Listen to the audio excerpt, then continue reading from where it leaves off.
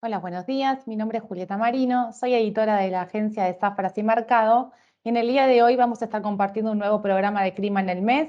Nos va a estar acompañando Germán Heinzennet, que es meteorólogo de la consultora de climatología aplicada y asesor externo de la Bolsa de Cereales de Entre Ríos. Hola Germán, ¿cómo estás? Julieta, un cordial saludo para vos y para toda tu audiencia. Muchas gracias por haber aceptado nuestra invitación. Por favor, faltaba más.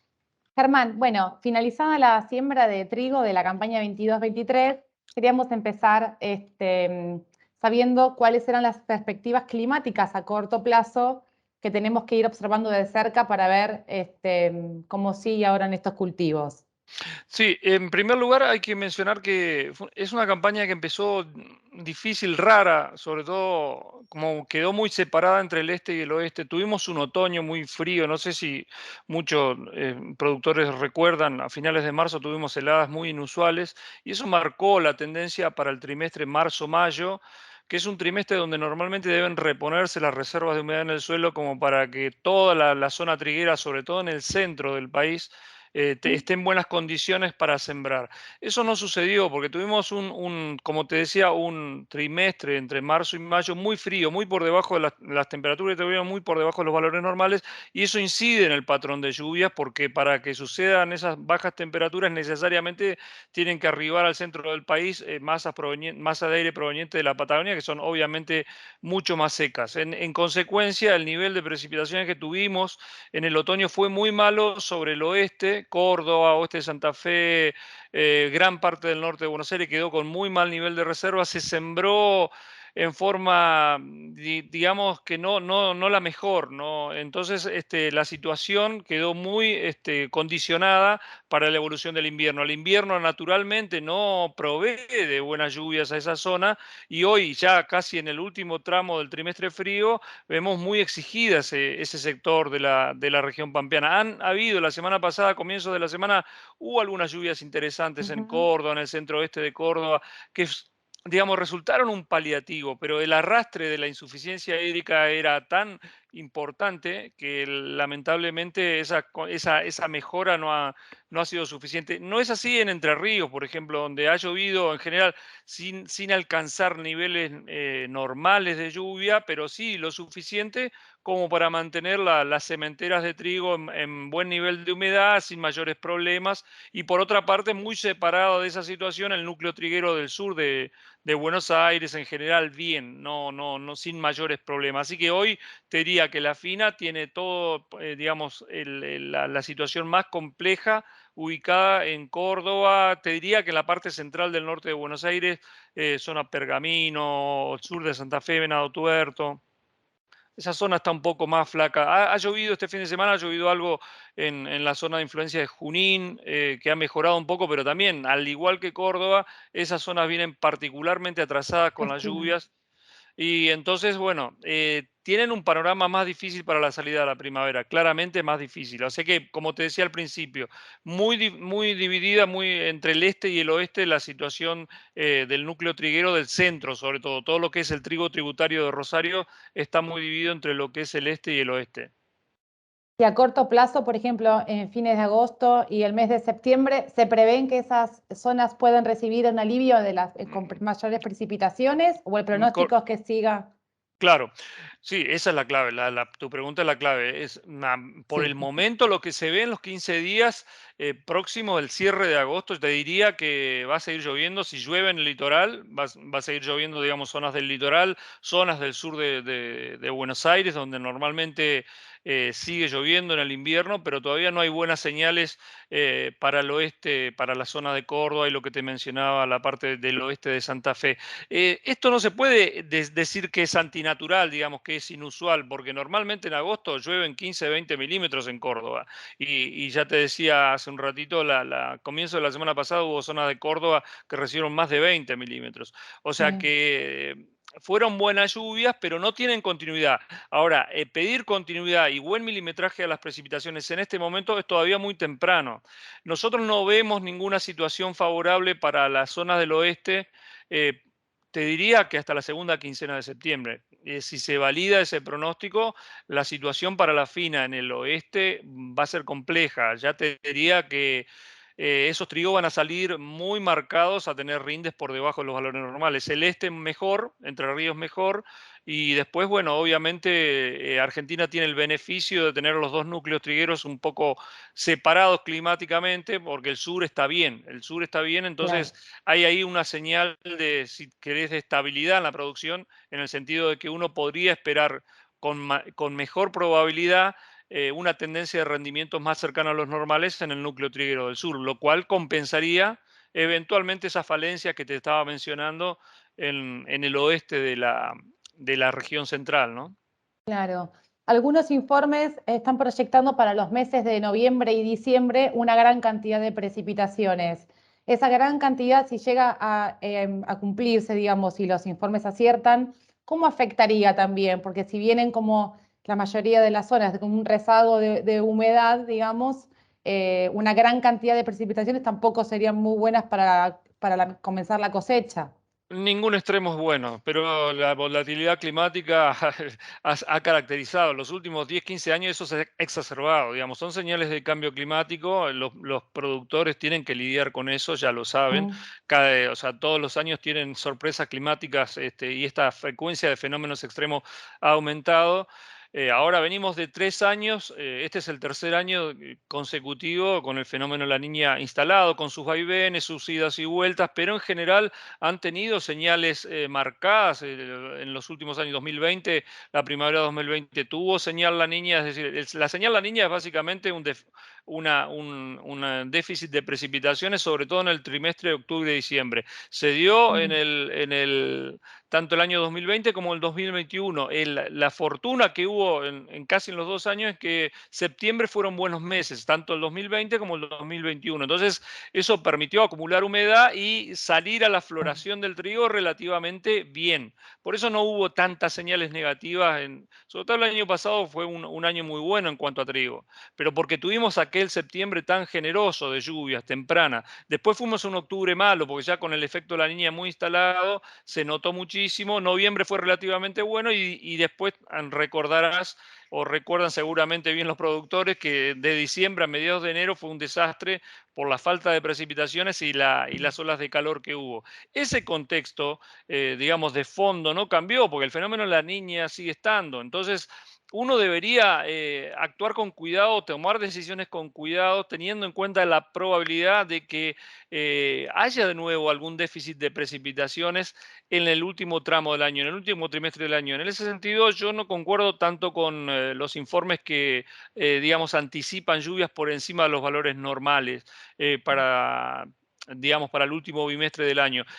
La verdad que sería una situación disruptiva, muy favorable, ¿no? Porque yo te diría que no hay sector del país que en este momento no recibiría con buenos ojos lluvia por arriba de los Lluvia. valores normales. Claro. Sinceramente, es así. Pero no es el patrón que yo me animaría a anticipar con mayor probabilidad. A mí me parece que la situación corre por el otro lado, digamos, por otro carril.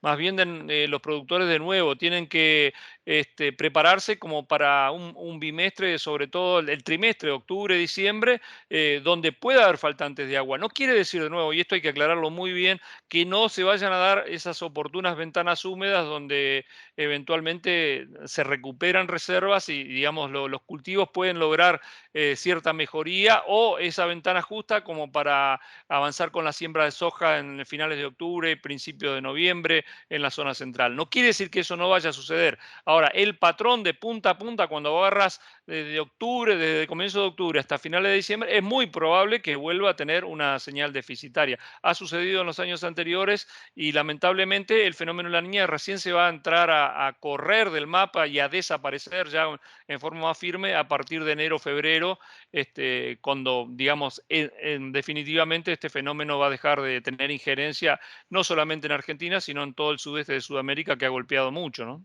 Claro, con este contexto entonces puede ser que la cosecha presente de trigo presente algunas demoras si es que los productores aguardan, digamos, cuándo tomar la decisión de si empezar a cosechar o esperar a que se Podría ser. El punto clave es, digamos, Es septiembre. A mí me parece que esta campaña triguera va a estar muy marcado por septiembre. Si acompaña lo que sucedió en los años anteriores, podríamos tener un septiembre bueno, con un sesgo más negativo para el oeste. Eso ya te lo digo, te lo anticipo. Es muy difícil que el oeste se recupere. Debería llover por arriba de lo normal en septiembre y octubre, como para que la campaña triguera en Córdoba sea buena, en el oeste de Santa Fe sea buena.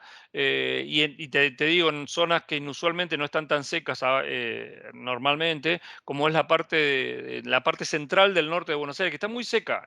O sea, Claro, en los últimos años no se han dado, hay que recorrer mucho en la estadística para encontrar un otoño y un invierno y una situación de reservas tan ajustada a finales del invierno, por ejemplo, en la zona de Pergamino, de Venado Tuerto, lo que es sur de Santa Fe y la zona vecina del norte de Buenos Aires, que realmente está muy ajustada, inusualmente ajustada. Así que te diría que esas zonas es tan compleja. Pero después me parece que si se da el patrón de lluvia normal, no creo que habría atrasos y complicaciones en la cosecha. No, no, no es en ese sentido. Parece que vamos a tener problemas eventualmente en la floración en el oeste por falta de agua y por falta de reservas y rendimientos para abajo en ese sentido en el oeste. Pero el núcleo triguero del sur, como te decía al comienzo, me parece que va a estar bien y que después se va a poder, digamos, avanzar dentro del calendario normal para la soja, entre octubre y noviembre. Habrá que estar muy atento al pronóstico de corto plazo en ese momento sí. para, digamos, optimizar los trabajos de siembra.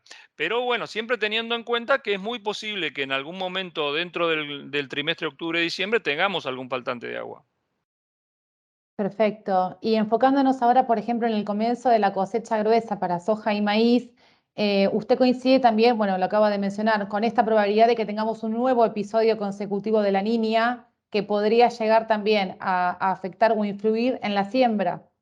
Claro, claro, y acá el productor tiene, bueno, por ejemplo, de nuevo, volviendo a separar las cosas entre el este y el oeste, el productor cordobés del oeste de Santa Fe está mucho más acostumbrado a hacer maíces tardíos. Entonces, los maíces tardíos que se siembran en la última parte de noviembre, principio de diciembre, seguramente ya se van a salir del periodo más seco influenciado por la niña y eventualmente no van a tener tanto problema. En el este están como, digamos, más facilitados para avanzar en las siembras tempranas que se hacen habitualmente los primeros 10, 15 días de septiembre, porque Entre Ríos está bien de humedad. Entonces, si las temperaturas acompañan, posiblemente puedan avanzar. El riesgo para los productores entrerrianos que hacen maíz temprano justamente es que la floración de ese maíz cae en la segunda quincena de diciembre o la primera de enero. Y justamente ahí estamos justo en el borde de la salida del fenómeno La Niña. El año pasado fue muy malo el escenario de maíz en Entre Ríos, justamente por la situación de la seca que produjo el fenómeno La Niña. Este año podría repetirse, con lo cual un productor que quiere intentar digamos, una situación, un manejo distinto, podría correr la fecha de siembra para tratar de salirse un poco de esa ventana de mayor riesgo de faltante de precipitación, ¿no? Podría hacerlo eso. En cuanto a soja, a mí Claro. me parece que no va a haber tanto problema. La soja tiene más versatilidad y la ventana de siembra es un poco más amplia entre finales de octubre y mediados de noviembre. Ahí va a aparecer seguramente algún evento pluvial interesante y con ese evento pluvial la soja va a arrancar y después, incluso con un patrón relativamente seco, la soja puede sobrellevar esas deficiencias. Seguramente ya después cuando venga la transición interanual, el panorama va a ser distinto, con la niña un poco aflojando, digamos, las lluvias van a encontrar un régimen más cercano al normal. El año pasado ha sucedido eso, si bien no se puede decir que todos los años son iguales, Claro. pero digamos, el sesgo de gran escala, el sesgo negativo de gran escala que la niña ya va a tender a esfumarse, ¿no? Por lo menos a perder presencia. Claro. Y el punto de partida de los suelos, de la humedad de los suelos para la campaña gruesa, antes, digamos, de que se confirme la llegada de la niña, ¿cuál sería? ¿Es bueno? ¿Es regular? Mira, en el este es bueno, te diría que todo lo que es al sur del Salado bonaerense está muy bien, ubicándonos así, la parte centro-sur de Buenos Aires está muy bien. La Pampa es un poco irregular, en el este de La Pampa está un poco irregular.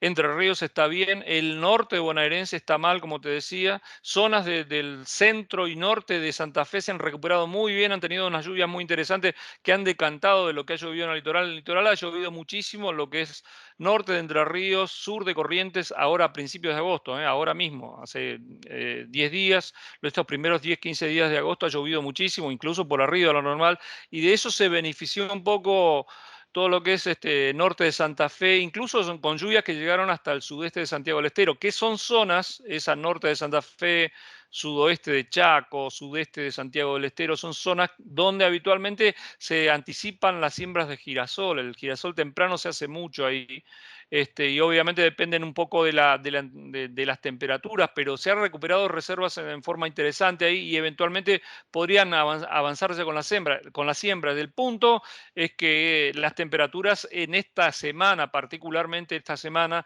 van a volver al régimen de invierno. Vamos a tener fríos muy importantes a partir de ahora, jueves, viernes y por lo menos hasta el domingo vamos a tener un régimen térmico bastante frío, bastante de invierno. Después de eso, sí, ya podríamos estar en una situación de siembra interesante para esa zona que te mencionaba al norte del país. Y en este momento la situación más compleja, si bien hubo paliativos, algunos acomodos de precipitaciones y de reservas, es Córdoba. Córdoba y el oeste de Santa Fe es la más compleja, pero bueno, también te decía al principio que no es época como para pedir grandes mejoras en Precipitación. el patrón de lluvia, ¿no? Hay que esperar, en Córdoba va a tener que esperar. Y el productor cordobés sabe esperar porque sabe que sus mejores lluvias llegan de octubre para adelante. Y Germán, para terminar, los productores, ¿qué herramientas pueden tener, digamos, para, bueno, anticiparse o preparar el suelo ante la eventual llegada de otra niña? No, básicamente yo te diría que el productor cordobés, el productor del oeste, ya sabe cuál es su realidad y me parece que es un productor que está mucho más acostumbrado a manejos con siembras tardías, que esa es la gran ventaja, digamos, de correr las fechas, correrse hacia siembras tardías permite esquivar un poco el efecto más nocivo de la niña, que es justamente en ese momento en que florecen los maíces, sobre todo en diciembre. Si uno se corre un poco de fechas, se sale de ese riesgo, ¿no? Y después son manejos agronómicos, más que nada, que no es mi expertise, digamos, pero supongo que pueden trabajar con híbridos que son más resistentes a la seca, al faltante de precipitaciones y sobre todo trabajar con otras densidades que eventualmente, digamos, puedan tener rendimientos parecidos con un nivel de lluvia difícil, ¿no? Un nivel de lluvia por debajo de lo normal, sobre todo en el periodo, como te decía, octubre, diciembre. Pero después la cosa tendería a un régimen más normal de precipitaciones.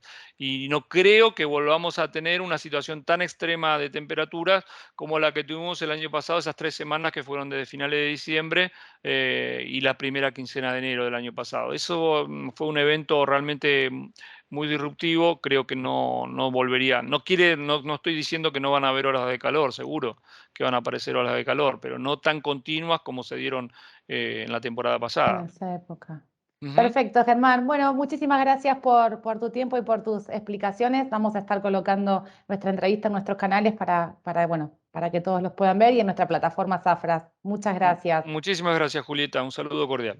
Hasta luego.